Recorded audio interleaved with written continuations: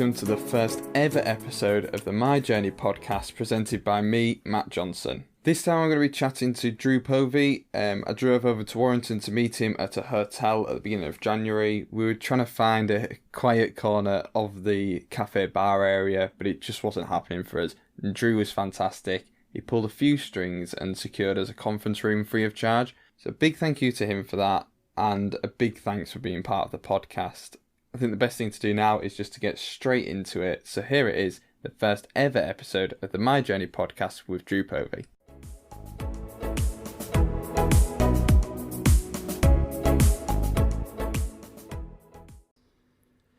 Today I'm speaking to one of the nation's favourite head teachers, star of Educating Manchester, Drew Povey. How are you? I'm not bad, thanks, Matt. How are you? Yes, I'm very well, thank you. So for people who possibly didn't catch the Educating series, just want to briefly explain who you are. Yeah, so I was the head teacher of Harrop Fold School in Salford, Greater Manchester, and that was part of the Educating series. Brilliant school that did some quite great things, so to be part of that was fantastic. If people haven't seen it, they can still download that on 4 on demand, which will boost our figures, so we're always grateful for that, Matt. Good little plug, that's good. So as a former head teacher and having been involved in the education system for a number of years, I just wanted to touch upon that first, then we'll start to talk about your career later on, but I'm hoping listening we've got students, parents, possibly even teachers. So if there was a student today saying, I want to get the most out of my education experience, what would your top tips be to them? Yeah, I mean, the education system's changed. You know, you only have to open a newspaper or turn on the TV, and at some point in the last 6 months, we'll have heard a lot about education. And it has changed, and therefore, you know, the experience of school has changed as well. And it's always about dealing with what you're dealing with at the moment. You know, there's been lots of debate about money in schools and whether the schools are getting enough money, but at the end of the day, people will make it work, and the teachers and the leaders in the school and the students and the parents will all pull together and make it work. So I don't think it's easy, but it's also not impossible either, and because things have changed, we have to find a different way of doing things. And one of the things I would say I think works well for students in school at the moment, and for teachers to kind of use this as a lever with students, is to really explore what it is the students want to do. Because one of the concerns you can have is when you've got all this work coming your way, you know, and I read an article a few weeks ago, I think it was either The Guardian or The Times, that was saying, you know, to get the most out of GCSEs at the moment, students need to be doing up to 8 hours revision a day. And I was thinking, well, they're in school 6 hours and hopefully at some point they're going to sleep. So I'm not quite sure where this 8 hours is going to come from. And I think there can be a whole host of concerns and worries and anxieties that come with this challenging education system. And the amount of exams young people are doing is literally going through the roof. But with that, you know, with this change to the education system means that we have to adapt the way that we are around the system. And I think always reminding kids about why it is they're doing a certain subject, you know, that kind of core purpose behind why they want to do anything. Hopefully by talking about the purpose, that kind of alleviates the passion that young people will have for a subject. But I think teachers are very, very good at being salespeople. You know, I've observed that many lessons and been part of that many lessons thinking, you know, these people could literally sell anything to anyone at any time, because, you know, they are putting across something that the young people might not find particularly interesting. It might not be a particularly sexy subject, but they're trying to show them the worth and the benefit of learning that. And I think exploring why something should be learned, as well as why it's important to that young person in their learning journey or what they might want to do in their future, is crucial. So I think that basis is important. The other side of that, I think we've got to do a lot more. As a parent myself, I've got a son who's taking his GCSEs at the moment, and I think we've got to be really acutely aware as education professionals, as parents, and the students themselves, of making sure that they look after themselves during this significant time of challenge, because there are lots of exams and there are lots of pressures and the expectations are growing, and that's, you know, the same in probably most sectors in most parts of the world. And it's actually saying, well, how can we look after these people that are going to be having these pressure points? I've got a son coming up and he's doing his SATs, his year 6 SATs.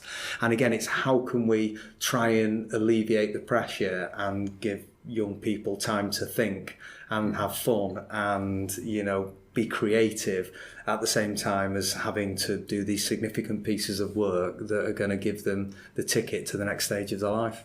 I was at an event at my old school, and I overheard a conversation between a student and a guy who was in industry, and he was saying, this is what I want to be when I'm older. And the guy's response was, back in my day, this is what you had to do.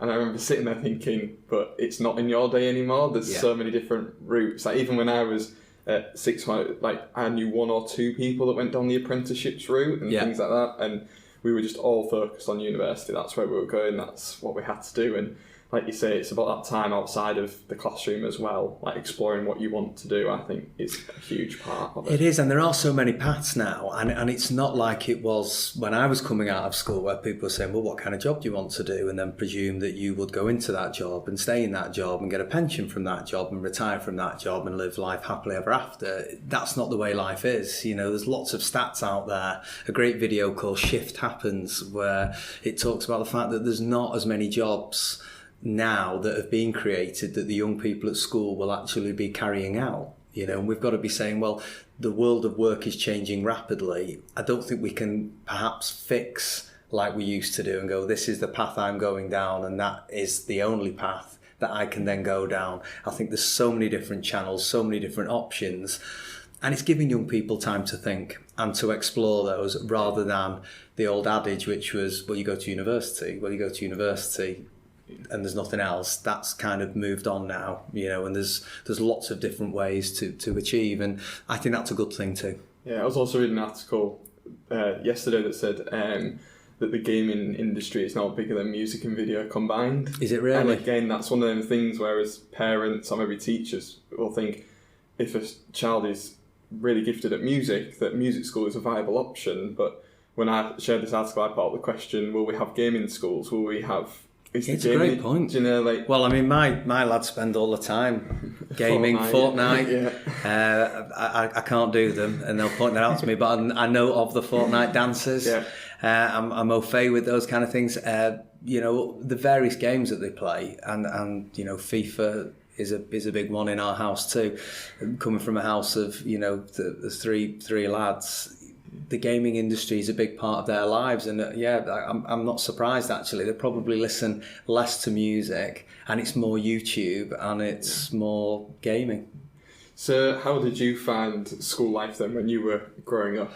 Well, I had an interesting experience of school is probably the best way to put it. I think people, when they realise you've been a head teacher, think that you were like, I suppose most head teachers were, reasonably well behaved at school and very diligent and hardworking, and all of the bits that you would think go with somebody who goes into teaching and then becomes a head teacher. But that certainly wasn't the case for me. I found primary school really difficult for a number of reasons. I'm certainly not blaming my teachers for that. I was probably the biggest issue at primary school, even though I'm quite quick to tell people I was just misunderstood. But I didn't find it easy at primary school, and I spent a lot of time outside the head teacher's office and finding myself in trouble and getting sent out of lessons and then missing learning. And I kind of understood that cycle of, well, actually, if I want to get out of the lesson, I can. But then trying to play catch up afterwards was becoming more and more difficult. And I remember doing my old Cheshire tests, which were what the SATs are now. And I think it was quite alarming, the scores I got, particularly when I had an older brother who was very, very clever. So primary school wasn't great, but I always enjoyed playing sport. And I started playing rugby at the age of 11, which was brilliant for me because it gave me some real discipline. I haven't been a footballer before that, and I love football. I'm an Everton fan. Some people say I'm not supporting football there because that's not what Everton do. And in some weeks I agree with them, but I'm a football fan for my sins with Everton. But I started playing rugby. And the discipline that I got from rugby was really good for me. I had this brilliant rugby coach by a guy called Mr. Harrison. And I was fortunate to get into the town team, and you would turn up with your kit packed, with your boots clean, with your underpants rolled up in your towel, with everything that you needed in your bag in the right place, with your school uniform on. And it was that level of discipline that I really started to enjoy. At the same time, my parents bought me a dog, which might sound slightly off the scale, but that worked too. I'd always wanted a dog, and they were like, well, if we get you a dog, you're going to have to look after this dog, and you're going to have to discipline the dog. So there were a couple of things that happened which really made me take a bit more responsibility for my life. And when I went to secondary school, that started to kick in a little bit more. I could still find myself in trouble occasionally, but most of the time I was starting to kind of get my head down. I was still playing my rugby, we still had the dog. And then as I went through school, I remember coming up to year 9. There was the third year back then, so I'm showing my age. For people who listen to the podcast who don't know what third year is, that's year 9 now. And I remember it being options evening. And I remember thinking to myself, well, what do I take? And I had a really simplistic approach to it, which links to what I was saying earlier. I just thought, well, which subjects do I like? So I always loved PE, because it was an opportunity to play sport, and I found that I could play nearly all sports apart from golf, which is another story in itself. But yeah, I enjoyed that, and funnily enough, I enjoyed RE. Okay. And I found I could really understand, different views, different world religions. I loved philosophy, I loved ethics, I loved those kind of areas where you could debate. So I thought, do you know what, I'm going to do RE and PE, to the amusement of many of my friends who were, what are you going to do when you're older with that? Become a rugby playing monk? Or and it was, well, no, actually, I like these subjects, so I don't know what I'm going to do with them. So I worked really hard at my GCSEs, and that was the time when I kind of understood that the discipline I'd got from rugby that had helped me be a success, and from looking after this dog that was like literally the world to me, if I started to apply that discipline, that kind of level of, well, I needed to get up in the morning, and my rugby coach would say, you need to be watching videos, Drew, because you've not grown up with rugby, so I'll be watching videos in the morning. And I was kind of working harder than the other players at understanding the game. I thought, I wonder what'll happen if I did that with my GCSEs. So I started to work really hard, and I've never been the brightest or the best at anything. But what I did have the ability to do was work hard. So I was working hard at my GCSEs, and I'll never forget in the 5th year, year 11 that is now, we went to like a careers evening. And I remember my parents came with me, and we went round all the various things, and we explored the things that people were doing. And it was back at the time you were saying a moment ago where university. And I was like, well, I'd quite like to go and do A-levels. And they were like, yeah, that's kind of great, Drew, but let's have a backup plan in case that doesn't work out for you. And I, as a parent now myself, I understood exactly why the teachers were doing that, and my parents were. But I thought, no, I reckon I can have a crack at this. So I got my GCSEs. I didn't do brilliantly in them, but I, got a couple of A's, which it was, in P and RE, which I was, extremely proud of to this day. And then got enough of my other subjects to go and do A-levels. Now, they were really hard. And when I was choosing my A-levels, I thought, well, what do I do? P and RE. Yeah. And managed to get through my A-levels, and then eventually thought, you know what, I've not done great in my A-levels, but I'm going to go to university. Okay. And when I was looking at university, I thought, what do I do? Went back to what I did in year 9, which was P and RE. So I went to university. Actually, it was sports science, PE, theology, philosophy, and RE, all rolled into one. So that's what I ended up doing at university. So that's really my kind of school experience. And what landed me into becoming a teacher. And as you say, like, people were saying, what are you going to do with this when you're older? I'm assuming you didn't have any plan for what this was leading to, or did it start to become clear at any point? Well, it was interesting. I saw an old teacher of mine about probably 10 years ago, and they said, I knew you'd be a teacher, because when you were 3 years old and somebody said, what do you want to be when you're older? We had to draw a picture. Everybody did one. Me being the awkward one did 2. And I did a teacher, and I did a rugby player. Mm-hmm. And I was like, oh, that's really interesting that I ended up being a teacher at the end of it. And the subject actually was my major subject for teaching, which was RE, which I didn't see coming, and I don't think anybody else did either. So what was the drive behind you? You said you just decided you wanted to work hard. Was it for the grades, or was it personal pride, or was there anything in particular that inspired you to suddenly knuckle down? Yeah, I think I like to prove people wrong. Okay. I've always liked to do that. There's a side of me that goes, well, people don't expect you to do it. Well, what would happen if I did?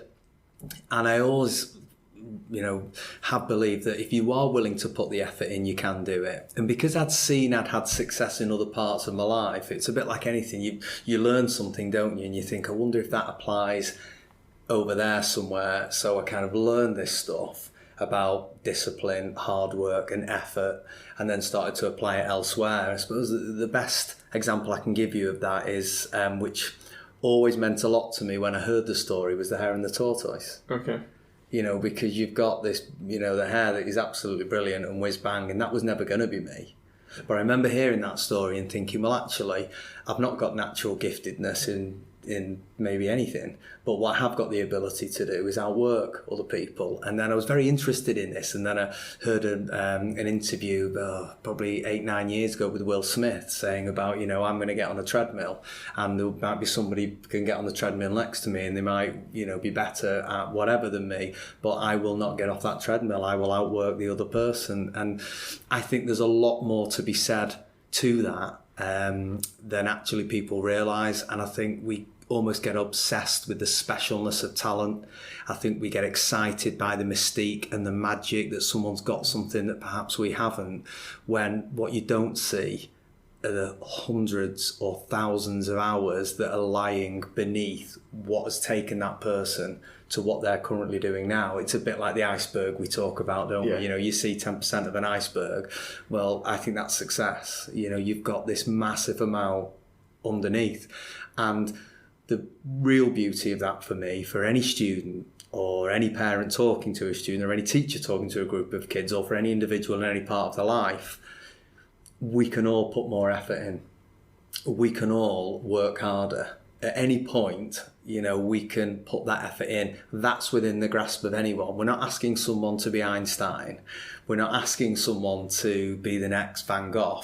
But we are saying, if you work at something, you can become the best version of you.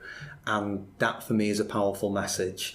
And once a young person grasps that, it's very powerful. But I do have to say, in the other sectors I've always worked in, because as long as I've been in education, I've worked in elite sport. Yeah. And I noticed this exactly the same in elite sport. The superstars we see, at the weekends on football pitches and hockey pitches and netball courts and rugby pitches across the world, or on the golf course, we tend to think this person's completely out of touch from what we could do. What we are probably dealing with is somebody who's put hours and hours and hours of work into their craft, and therefore that's put them in the position where they are successful.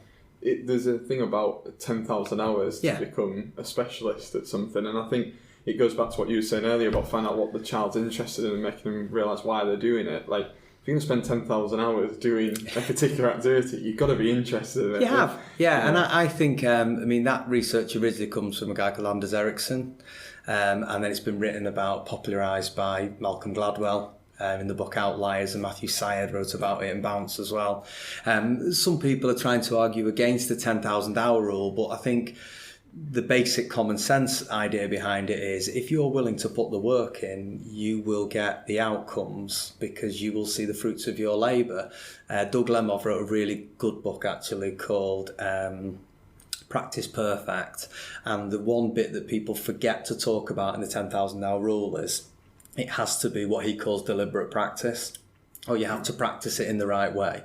So I mentioned golf earlier, and the fact that me and golf don't get on particularly well. You could put me on the golf course for hundreds of thousands of hours, God permitting I live that long, and you will not see me get any better unless I've got somebody that can help me practice.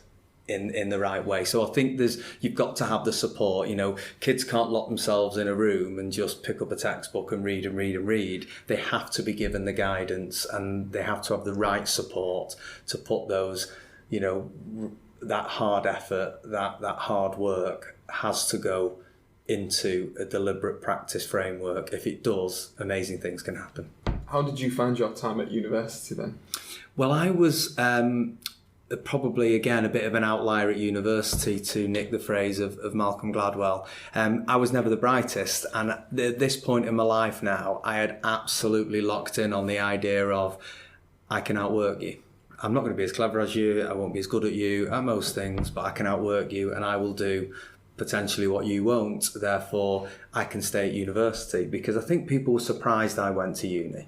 Right. They really were, and I nearly didn't go because there was talk of a job that I could have got, but I did go to university, and when I got there I thought, I'm going to have to outwork people, because I went to Chester University, which was a really good sports university at the time. It was smaller than your Loughboroughs and you some of your other big sports universities, but it was doing very well, and I thought, I'm really fortunate to be here. And I knew I wanted to get through, and I knew it was important to me, and I was studying subjects that I loved. Then I had the passion behind it, and I could see the purpose behind it, and those two P's I think are always important for anybody doing a job or any kid in a school. They've got to have, see the purpose and then get the passion for it. And because of that, I decided to live at home, which was quite a call. It was financial reasons as well. It was very useful, but I thought, well, I can live at home because I can do the university thing and stay over, because I was going to play for the rugby team, the rugby league team there, and we did really well, and I met some great friends through the rugby league. But I knew I had to live a slightly different life to most students who, can spend the best part of 3 years hanging upside down in pubs or whatever. So what I actually did was I would go to university to my lectures. They seemed to be in the mornings very often. And then in the afternoon, when everyone was going back and playing on Nintendos at the time, and Bomberman was a big game, either that or, watching reruns of some ridiculous TV programme, eating cold baked beans or whatever students do with Spam as a side serving of Spam. I would just go to the library, and I thought, well, if I do a little bit every day, whilst I might not have the giftedness actually to be able to, be brilliant in these subject areas, if I do a bit of reading every day and make some notes on it, and I was to do that 4 days a week, then I will build up lots of notes, lots more learning, and I will again be able to apply that effort grading, this effort framework that I'd got in my own head. Then I'll be able to get through university. And I say this to so many audiences now when I'm doing my public speaking, or to groups of students if it's ever in a school, or to athletes. If I can get through school and university and achieve anything, anybody can. And I'm not saying that to people go, I'm sure you're very bright, Drew. I'm not fishing for compliments, because I can't stand that. Actually, it's true. If I can, anybody can. And I put that effort in, and then my grades started to look up. And then in the end, I was really pleased that I got a 2-1 in my degree. Which was brilliant. I don't think anybody could believe I got a 2-1. I certainly couldn't. But again, I would say down to hard work.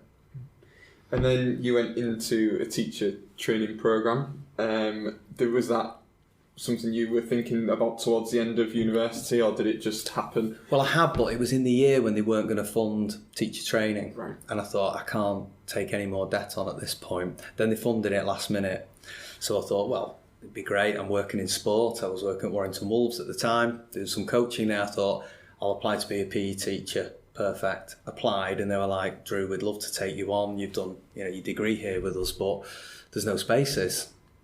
And I was like, well, what am I supposed to do? And they're like, well, you can't really go on the waiting list because there's 50 people on the waiting list and there's only 50 places. Wow. So the chance of me getting on that was pretty slim. And as I walked down the stairs, Matt, I saw the member of staff who taught us for philosophy, a woman called Carol Fry.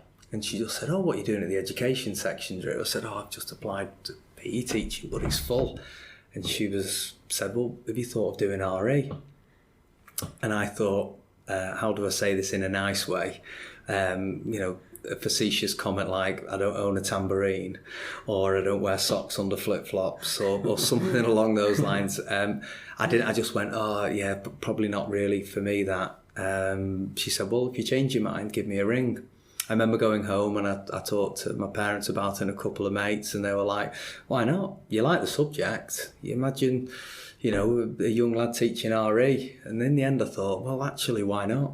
So I went across to see her, had a meeting with her, and she said, if you want a place on it, I think you'd make a good RE teacher. So I actually trained as an RE teacher, which not many people know. And then went into school and became an RE teacher, but I always did PE as well, so I kind of did both subjects.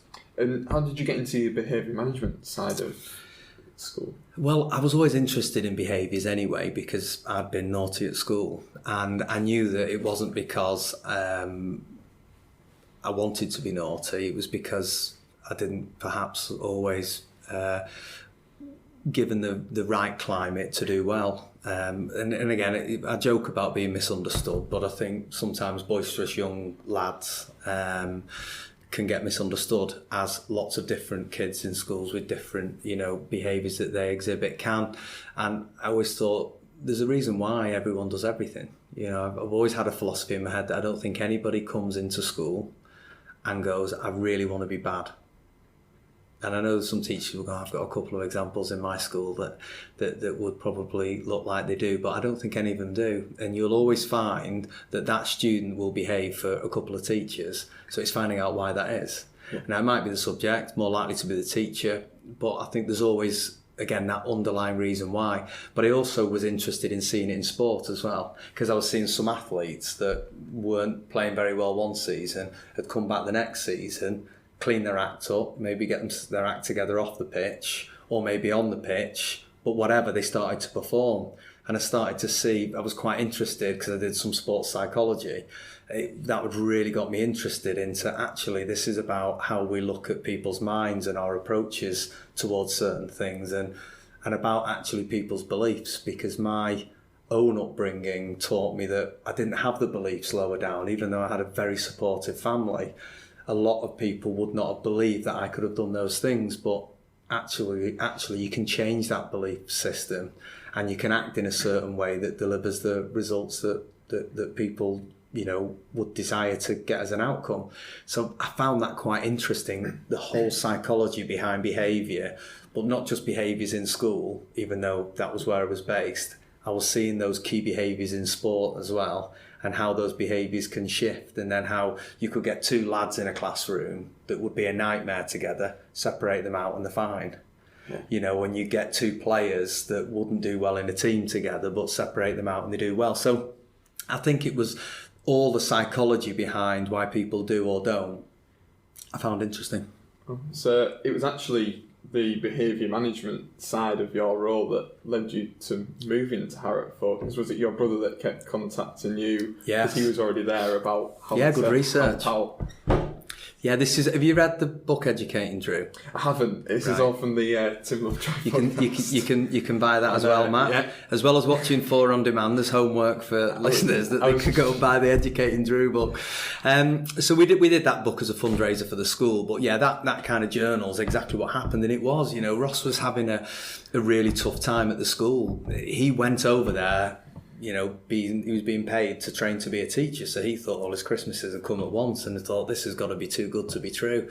And then when he started at the school and realised it was in special measures and it was known as the worst school in the country, he realised it was too good to be true, and there was a reason why he was paid. So he'd ring me up most weeks and say, oh, it's a nightmare, and I'd say, well, try this, or have you thought about doing this? And because I was hard work at school, I understood some of this, and I'd started getting into that in the school I worked at in Warrington.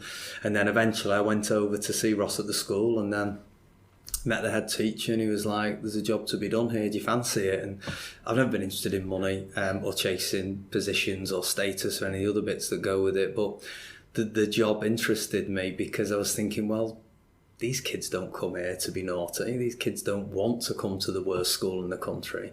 And whilst at times it might have been like a bit of a mob atmosphere, these kids want to do well. These kids want to be a success. Adults want to be a success. You just have to find the key that unlocks their potential to get them to see what they can achieve, and let them know that that's within touching distance as well. And I think certain areas of the country that might feel that they're not supported particularly, or people look down the nose at them, that makes that challenge even harder, because if they think, oh, well, I only come from this area, I come from this postcode, then they start to believe that that's all they can be, and that's just rubbish. You know, people can achieve great things. I think you have to be careful when I say that. I kind of semi-wince inside, because, you know, what I'm not suggesting is I can become a brain surgeon.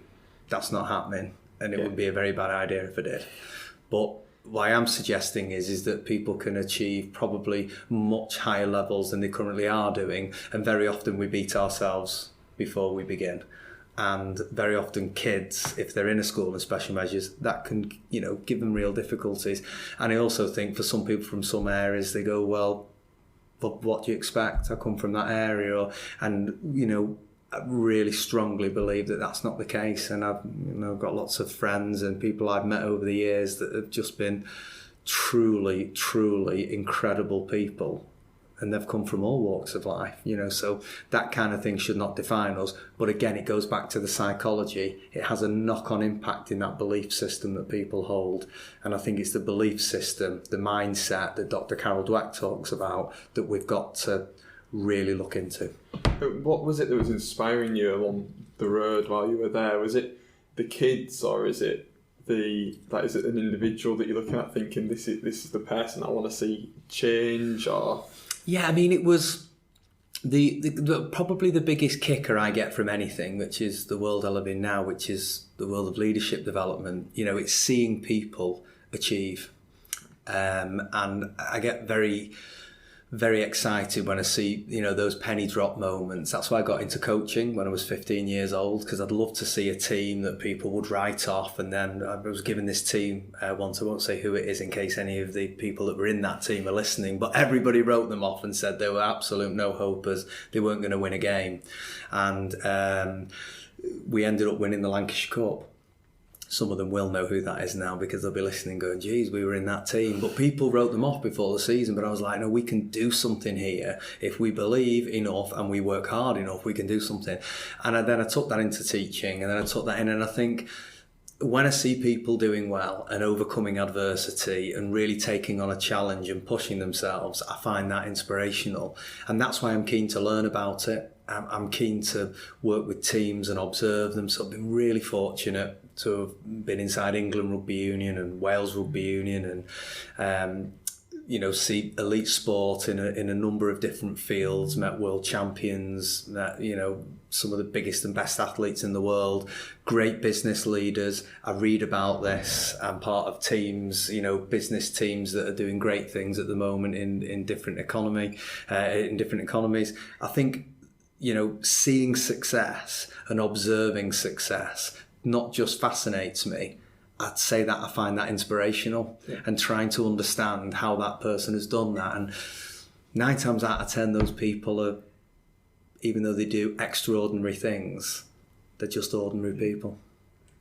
So when you were at this school, you obviously went from being a teacher through to head teacher. How did that change come about? Was it just an opening of position and you thought, that's the challenge I want now, or?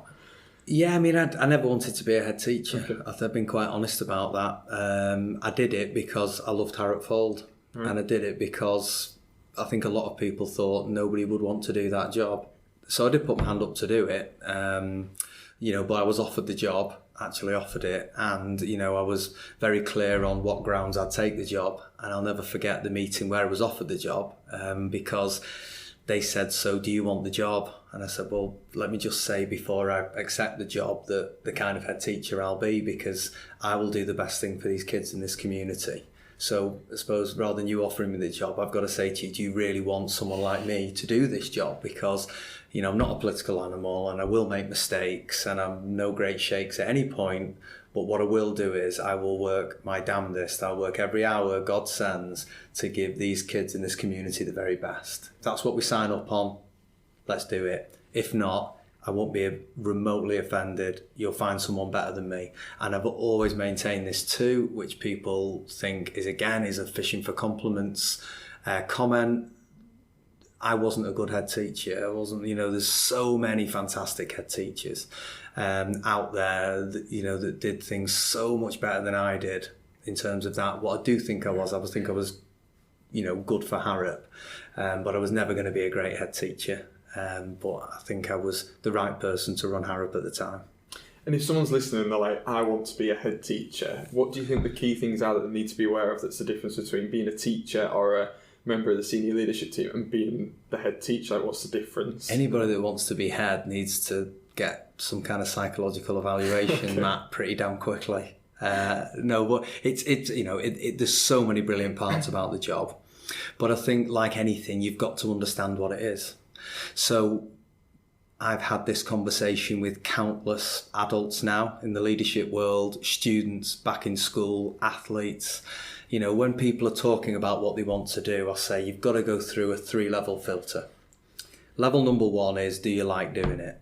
And that's always going to be the kind of the passion side of it. Do you love doing what you're doing? And yes, we have to do things in life we don't like, but when you're choosing what you're really going to spend a lot of time doing, do you like doing it? The second filter question is, are you good at it? Because if you watch The X Factor, we'll realise there's a lot of people that like singing, but they're not very good at it. Therefore, they're not going to make a career out of it. So let's just knock that on the head now. And thank goodness for Simon Cowell, who tells people exactly whether they can or they can't, because that kind of stops somebody, running up a rabbit hole or down a rabbit hole. So first one is, do you like it? Second one is, are you good at it? What's interesting is we're normally good at the things we like to do. Yeah. There's normally a correlation between those two. And then the kind of the third element of that is, if you like it and you're good at it, could you see yourself doing it long term in the future?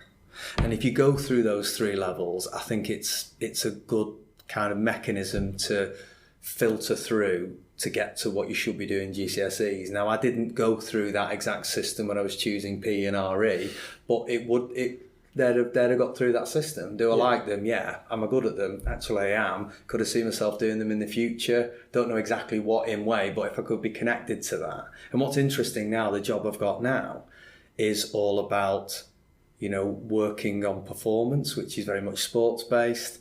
It's about improving performance, which is very much, many of the elements of sports science. I've got so many friends who work in the industry of sport.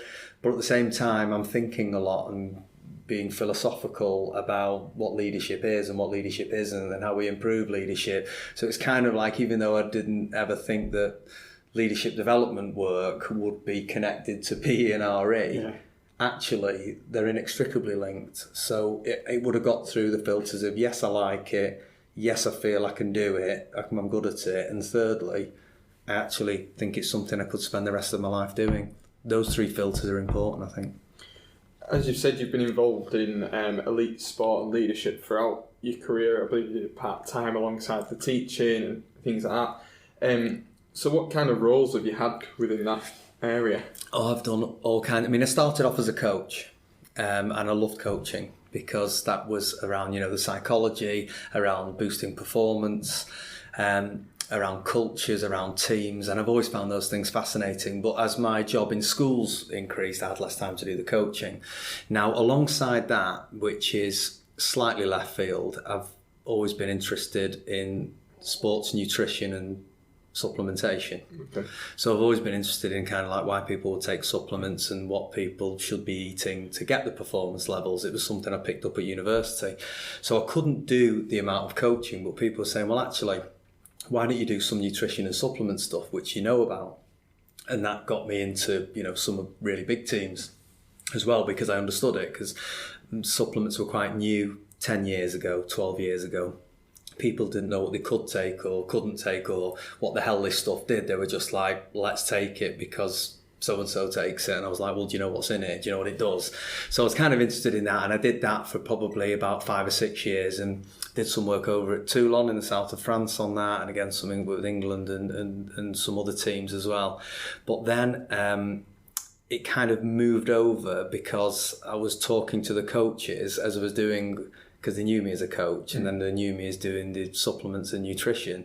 It kind of moved on to talking about some of the psychology or the team dynamics or some of the behaviours and some of the cultural aspects. And I was interested in that because, I kind of seen this stuff happening in schools and in sport, and I kind of thought there's so many connections here to what a sports team does performance-wise, and what the coach is trying to do with those players, to what a teacher's doing in the classroom and trying to get them to perform and trying to get them to be engaged in the training and development that goes to performing an exam or performing a piece of coursework. I was like, this is the same damn job, and actually it's the same thing everybody's doing, but nobody's connecting the dots. So I started to write some models and materials that I thought would connect the dots, and taking the best things I'd seen in education, and people in education are doing wonderful, wonderful things. They just don't very often talk about them enough because they're so damn busy doing the millions and millions of things, as well as the other million things that teachers do. Like, the workload that they have is just astronomical, and definitely something needs to be done about that, never mind the kids. But there's a lot of very good stuff happening, so I started to look across the two sectors, and then started to do some work with the police, and then some work in the NHS, and I was seeing actually we're all doing the same things as leaders within these businesses, and then went into private businesses and was going, this is now everybody's doing the same thing but no one's talking about it. So I tried to connect the dots between all the sectors to say, well, look, teachers are doing something brilliant over here and have a really good way of doing that, but over here, sport's doing brilliant. Over here, business has got this taped. The police do this really well, and the NHS are the best at this, and kind of sharing the ideas across all of the different sectors, because at Harrop, we were in a really difficult spot and we didn't know whether it could work. So I was kind of nicking ideas from everywhere. I was a bit like Dick Turpin with a mask on, nicking ideas wherever I could get them from. And going back to your inspiration question earlier, that's what I found really inspiring. I was working with a brilliant teacher or a brilliant police officer or a brilliant nurse or doctor or an athlete or a coach or someone in a corporate boardroom going, oh my goodness, that is such a brilliant idea, why haven't I thought about that? And then reading about it too, because I read for an hour a day. I was kind of getting all these ideas together and going, wow, there's just brilliant stuff out there, let's share it. And how have you found it, as now you've moved away from education, as in like being your full-time role, now you do your consultancy? How have you found that move away from interacting with the kids and more with the leadership style? How's that been for you? Well, in the last couple of years at Harrop, to bring more money in, I was doing more of the leadership work with corporates down in London mainly, and working in sport and the police and the NHS. So I've had a phased finishing to education, but I miss it. You know, going into a school and talking to kids and the brilliance of kids, to be quite honest, because they are hilarious. And what I love about kids is, you know, the agenda level is very low, and they're not coming with a particular angle. They're just going to tell you as it is, and you know, you can shape something there because they're going to be brutally honest with you, to the point of being offensive. But that's okay, because you can work with that, and you can use that for their advantage. So I miss it. I do miss it, but I'm very privileged to be able to be still talking about the same elements of belief and learning and development that I was doing in schools with other sectors that I've had long-standing relationships with. But, you know, schools get so many things right, and so many schools get battered. You know, if a bad set of exam results comes through, well, okay, you know, the school might have had a tricky year or a tricky couple of years, but what's happening in schools is incredible. And we all forget. I forget. I've got 3 boys who are going in, and there's people stood at the front of those classrooms that are changing lives by the minute, and we forget how exciting that is. And that worries me, that people aren't going into teaching as much, or people are getting hacked off with, you know, I think there's a mixture. I did talk about this on the Tim Lovejoy podcast, because we have very similar beliefs on this. You know, workload's a problem. It is. Teachers are just overworked, and some people would say underpaid as well. Which then becomes difficult, because, you know, if you've got loads of work and the money's not great, that's a problem. But I also think some teachers are looking at this system going, what the hell is it? Is this preparing kids for life? And so therefore, an amalgamation of those 3, I think, is why people are leaving this incredible job called teaching.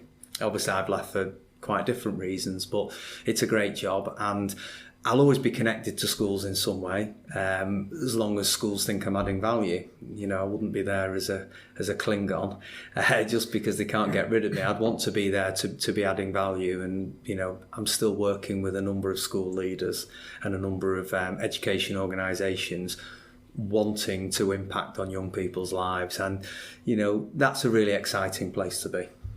How do you think elements such like technology are impacting teaching nowadays? Obviously, I went to school at a time when it was no mobile phones, and you didn't even take it to school for the first few years. It was only in the later years that we even thought about trying to take the phone to school. Now they're on every playground and every classroom. And how do you think that impacts on? I think it depends on the stance the school takes. I mean, we were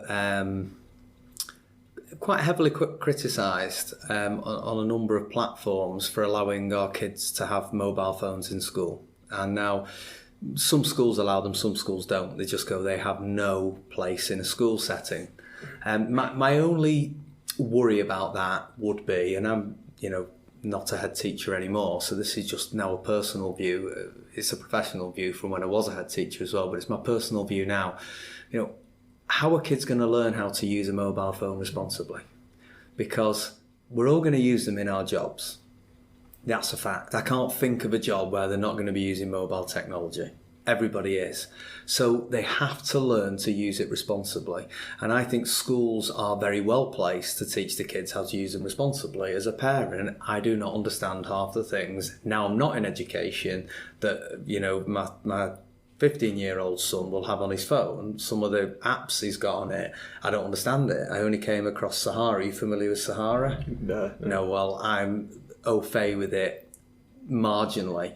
And, you know, it's a complete different platform. And as parents, if we can't do it, and I would say now as a parent, I would struggle to do that, who's going to do it?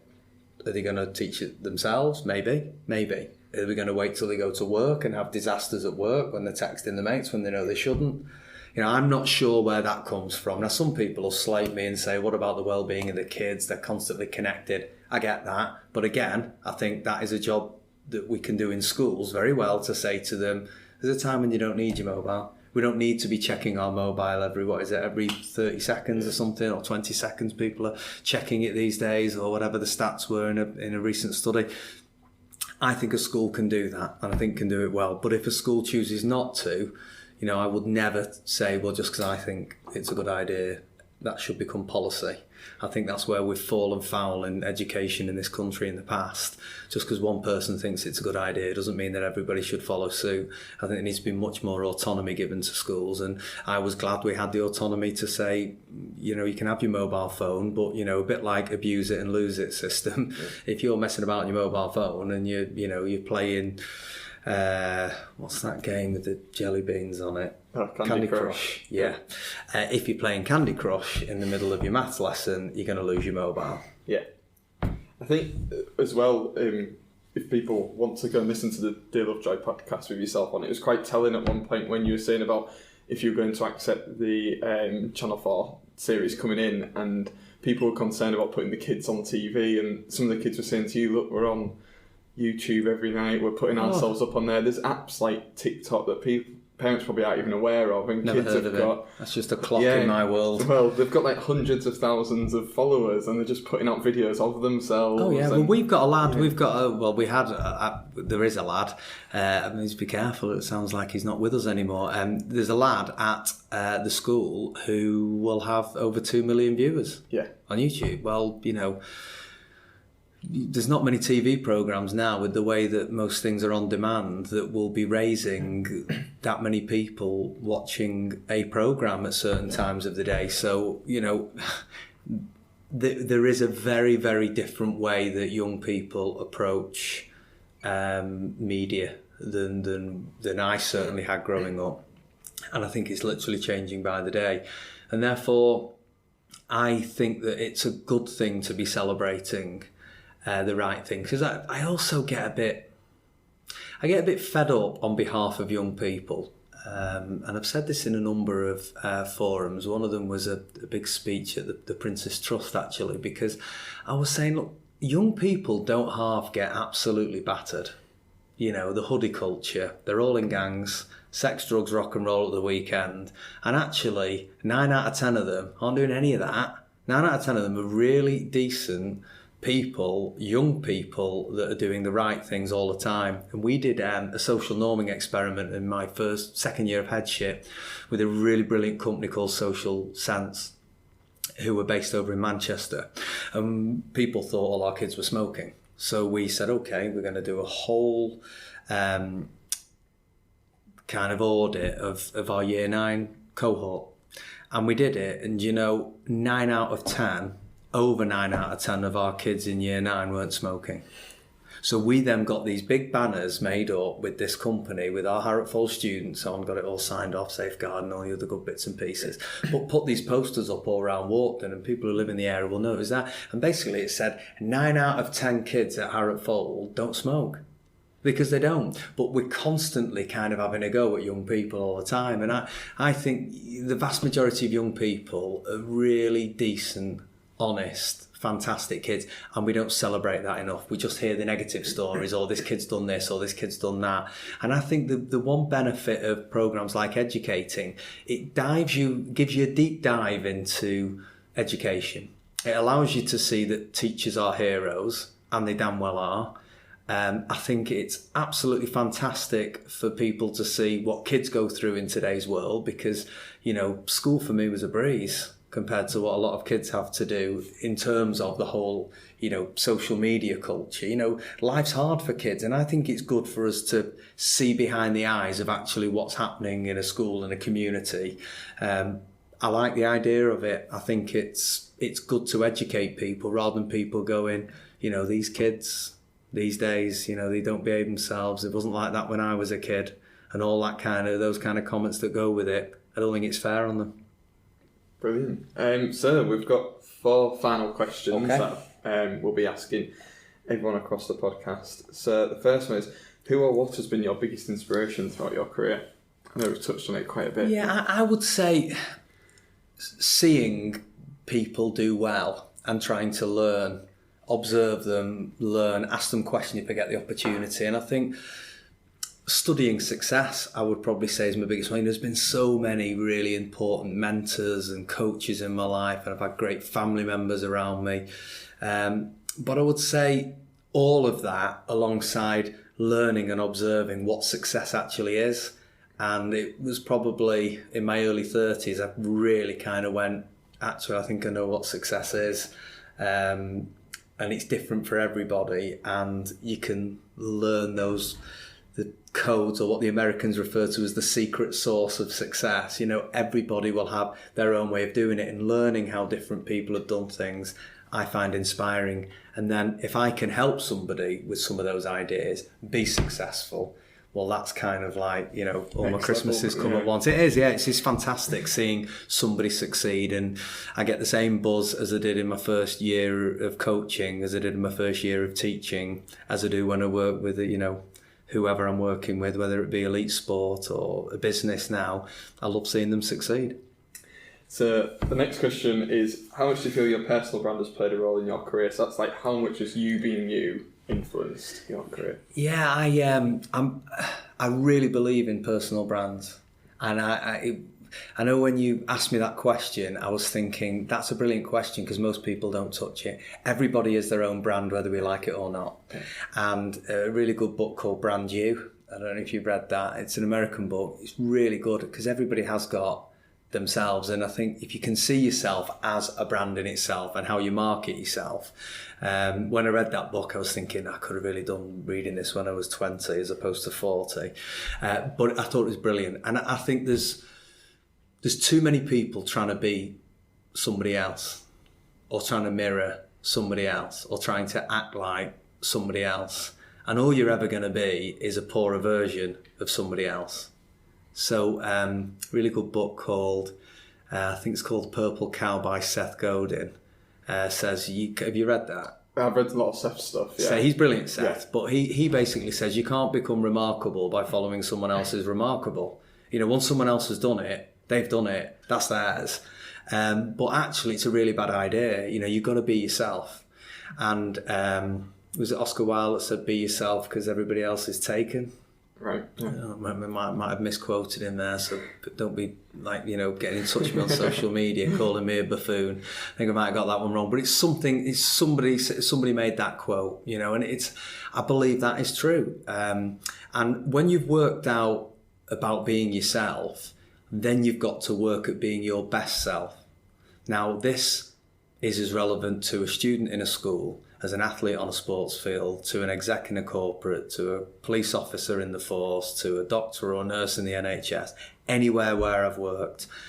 When you know what you are and you realise that idea of brand you, your own personal brand, be the best version of you possibly can. You're not in competition with Mr. and Mrs. Smith or Mr. and Mrs. Jones next door. It's about you getting better for you. And you see this in schools, for example. It's, I didn't get as good at GCSEs as them, yeah, but you're not them. And you're not going to live the same life as them. So be you, and then work at being the best version of you that you possibly can. I think that's probably my view on that idea of brand you. There's a guy called Gary Vaynerchuk who... Yeah, Gary Vaynerchuk, he's brilliant. Very business focused, but he's always saying about self-awareness and that everyone wants to be an entrepreneur, but actually, if you recognise that you're a brilliant number two, then actually that is a better decision for you than being the number one in a company. Yeah, I was coaching a senior executive this morning, and it's taken them a while, but they now realise they don't want to get to the top of the tree. They are so self-aware that they know where they fit within that organisation. And, not everybody is capable of getting to the top of the tree. Not everybody should be capable. You don't have a goalkeeper playing up front. And this is where we get this really right in sport. We don't have Cristiano Ronaldo playing on the bench and coming on in goals. You have him playing up front, doing what he does well. And Jim Collins has written some brilliant leadership books. Good to Great, Great by Choice, How the Mighty Fall, Built to Last. 4 really good texts. And in there he talks about getting the wrong people off the bus in a business or a team, get the right people on the bus. But the bit that people miss off the end is you've got to get them in the right seats. And when you know what somebody was kind of born to do and they work out what they were born to do, then you put them in that seat. That seat might change over time because, things in life are dynamic, they're not static. But if you can start to get people in the right seat, that is where the magic happens. So, second last question is, can you give us one tip, trick or nugget of information about your industry that everyone can use? About my industry? Yeah, so within either teaching or leadership, okay. Something people could use. Anyone that knows me will know I do a lot of talking. Matt, you've probably worked that out over the last hour or whatever it is, or hour and a half we've been. It's coming up to an hour. Is it really? Yeah. Oh well. So I do a lot of talking, and a lot of people say, "Oh, you must get nervous." And I'm like, yeah, petrified. And people don't believe that. And I go, yeah, I'm very nervous before any talk that I do, even if it is to a conference room of 10 people, I'm still going to get nervous. How do you deal with your nerves? Does it not make you be sick or run off or legs shaking? So I've read lots of books on public speaking and on how to deal with nerves and be self-aware and all the other bits and pieces that go with that. I've done hundreds of books now on these kind of topics. And the best tip I ever came across was this. And most people I've told it to have gone, I didn't know that. Right. So I'm interested to see if you know this, Matt. To get rid of nerves, what you have to do is tense your stomach muscles. Did not know that. And if you keep your stomach muscles tense, it is impossible, is what I've read in this book, to actually feel nerves. Now, I've field tested this, and it's absolutely true. Wow. You find your legs won't shake, but you've got to keep your stomach muscles tense. Now, I'm speaking now because I've practiced speaking with my stomach muscles tense, and you can speak fine. And once you've started your talk, you don't have to do it anymore, but it does stop you getting nerves. Just gets you over. Gets you over the barrier. Wow, that is brilliant. I think a lot of people will be using that. Only brilliant if it works. Yeah. If you're saying to me, actually, it gave me really bad wind, then you might be writing into me. Yeah. So if you see lots of people stood next to the stage, yeah. It doesn't work on other parts of your body. So if people are like, doing the most muscular pose, then we might have problems. So next question was, someone's looking to get into a similar career to you. What would your advice be them? If you focus on that teacher side of things, what Well, I would say it's the same for anything. Just make sure it's really what you want to do. Whether it's the filter of do I like it, am I good at it, can I see myself doing it long term? I think there's too many people I've met, and I'm sure you've met, that kind of are rolling their eyes on a Sunday night, or it's Monday morning blues and all this kind of stuff. Life is too short. A really good friend of mine called the sumo guy, Paul McGee. I don't know if you know. Yeah, I know Paul. Yeah, some of his stuff as well. Yeah, he's brilliant. But he basically says, and I'm nicking his stuff now, so heavy quote for Paul McGee on this. He says, your life is 1 week, and Monday is like 10 to 20 years, and Tuesday's 21 to 30 years. 11 to 20 years, and then as the week goes on, you get to the end, and if you're lucky, you get a bank holiday Monday. Life's very short. If that's the case, I've worked this out. I'm on Friday morning at the moment, and my life ends, if it does end. Obviously it could end before, but on average ages, I'll be gone Sunday night. I'm on Friday morning. I think life's too short to have a job you don't want to do. So I say, enjoy it, make the most of it. Those 2 P's, I think, are powerful.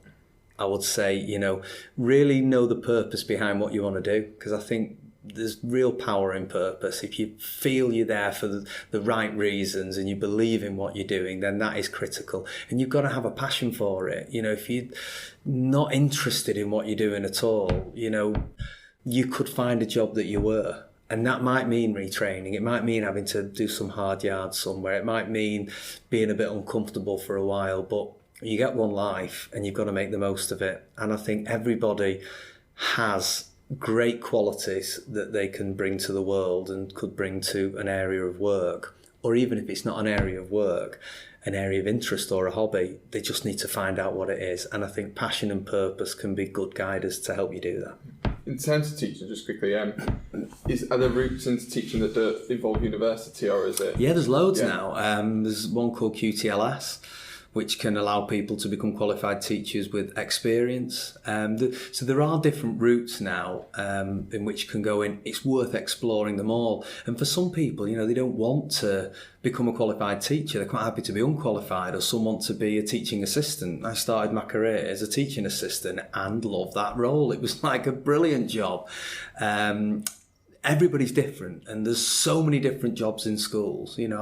I've worked with people who have been dinner ladies, and they have loved their job. You'd see the smile on the face. There's nowhere else they'd want to be, and they are brilliant with the kids, and they make sure the kids get fed. It's not just putting some food on a plate. They're saying, how are you? How's your auntie? I saw her last week. Are you eating enough? You didn't have your lunch the other day. What's going on? They're brilliant at the job, and they take that job really seriously. People working in offices, it's the passion and the purpose behind it, and not trying to be a poorer version of someone else. Just be yourself. And finally, if people want to follow you on social media, how do they do that? What's your handle? So Twitter is my probably the thing I'm on most, which is @Drew Povey, and the same on Instagram. I'm on LinkedIn. I think most people are on LinkedIn, but dig in and out of it. And I don't really do Facebook, because kind of there's something a bit stalkery about it. I'm not quite sure about with Facebook, so I kind of give that a bit of a wide berth. But Twitter and Instagram, definitely. Brilliant. Thank you very much for your time. Oh, thank you, Matt. Really enjoyed it.